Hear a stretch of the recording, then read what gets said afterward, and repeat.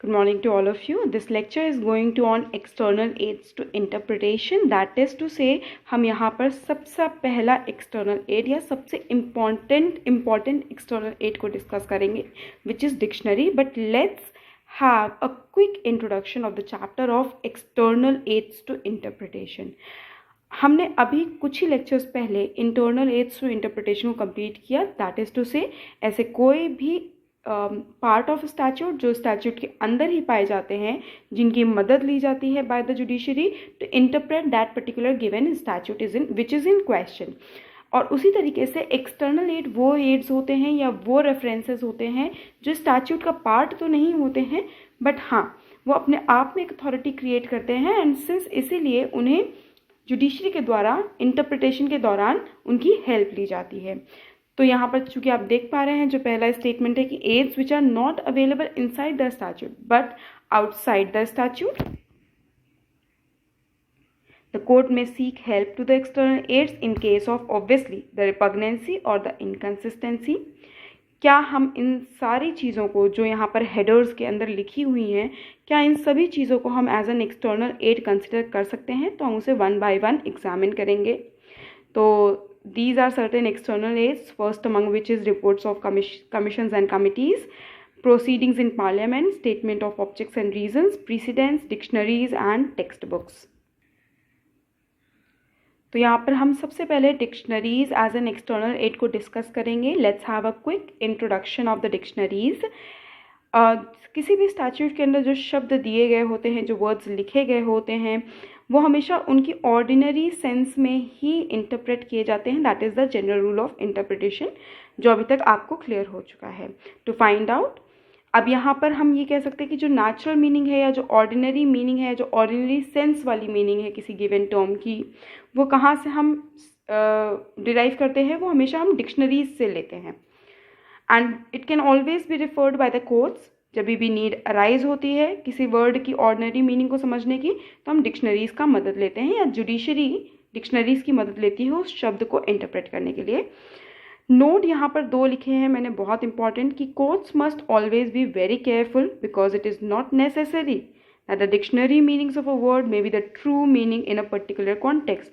As you have already studied that English language is very ambiguous in nature and it is always written in the contextual sense. तो इसीलिए context को दिमाग में रखते हुए ही dictionaries की सहायता लेनी चाहिए. दूसरा नोट है context in which any word is used is very important. वो उसी का एलैबोरेशन है जो हमने फर्स्ट नोट देखा उसी का एलैबोरेशन आपके सेकेंड नोट में देखने को मिल रहा है. Let's just have quick overview of certain important cases relating to the dictionaries as an external aid to interpretation. अब सबसे पहला केस यहाँ पर हम देख सकते हैं Ram Avatar versus assistant sales tax officer 1961 का. इस केस के अंदर क्वेश्चन ये था whether betel leaves are vegetable and therefore exempt from the imposition of sales tax under Central Provinces and Berar Sales Tax Act 1947 as amended by the Act of 1948. तो यहाँ पर vegetable की dictionary meaning को consider करना है पहले. तो dictionary meaning vegetable की क्या होती है? Anything which is pertaining to, comprised, consisting of, derived और obtained from plants and their parts. तो अगर हम डिक्शनरी मीनिंग के हिसाब से जाएं तो ऑब्वियसली जो बीटल लीव्स होंगी वो बहुत क्लियरली वेजिटेबल के कॉन्टेक्स्ट में फॉल करेंगी. बट सुप्रीम कोर्ट ने वो जो दो नोट्स अभी हमने डिस्कस किए उनको ध्यान में रखते हुए ये कहा कि dictionary meaning could not always be set to reflect the true intention of the framers of the sales tax law and hence betel leaves should be understood in the same sense in which they are commonly understood. And it held that sales tax could be levied on betel leaves since they are not vegetables and they are being consumed as a mouth freshener in general parlance. दूसरा case है Motipur Zamindari company private limited versus state of Bihar. The case was of year 1962. इस case के अंदर question ये था कि क्या sales tax would be levied on the sale of sugar cane under Bihar sales tax act 1947. Contention ये था कि sugar cane being green vegetable was exempt under entry 6 of the schedule of the act from imposition of tax। और यहाँ पर again vegetable की dictionary meaning को coat करके ये कंटेंशन दिया जा रहा था।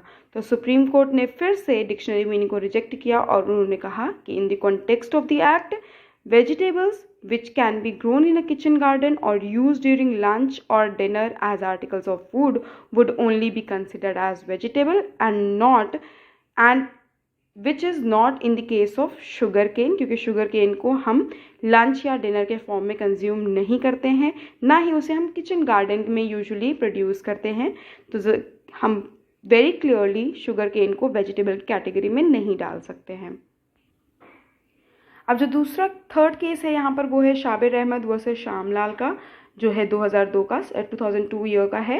यहाँ पर क्वेश्चन ये है कि शॉप कम फ्लैट एक बिल्डिंग है, क्या वो रेसिडेंशियल होगी या नॉन रेसिडेंशियल होगी। तो यहाँ पर लोअर कोर्ट ने ये कहा और हाई कोर्ट ने भी यही कहा कि जो ग्राउंड फ्लोर है वो शॉप की तरह यूज़ हो रहा है, जो फर्स्ट फ्लोर है वो फ्लैट की तरह यूज़ हो रहा है। पर सुप्रीम कोर्ट ने कहा कि जो लेटर ऑफ अलॉटमेंट है इस बिल्डिंग का, it shows that the building is commercial. First floor does not have a plan of bedroom, bathroom and kitchen, and also the deed of conveyance says that it is a site for commercial purposes, and hence इस case के अंदर भी dictionary meaning को apply नहीं करेंगे और ये बहुत एविडेंट है that it is a non residential building and also a commercial building. Another very important case relating to dictionaries is Alamgir versus state of Bihar. यहाँ पर किसी एक व्यक्ति को चार्ज किया गया अंडर सेक्शन 498 IPC क्योंकि उसने अपने साथ में एक मैरिड वुमेन को रखा हुआ था। सेक्शन 498 IPC ये कहता है कि whoever takes or entices away any woman who is and whom he knows has reason to believe to be the wife of any other man and also intent of having illicit intercourse conceals, detains with such intent would be charged under section 498। अब contention यहाँ है कि जो women थी वो जिस person को charge किया गया वो ये कंटेंट कर रहा है कि जो औरत है वो मेरे साथ अपनी मर्जी से रहने आई है, voluntary leaving her husband and he could not be said to have detained her. तो सुप्रीम कोर्ट ने यहाँ कंटेंशन को रिजेक्ट किया और उन्होंने ये होल्ड किया even though the word डिटेन्स may mean detention against the will of the detainee, but dictionary meaning is not true meaning in the present context, as the provision aim at protecting the rights of the husband against anyone who is interfering in it and also depriving him of the company of his wife. And hence in this context dictionary meaning would not be accepted and hence contention of the accused was rejected.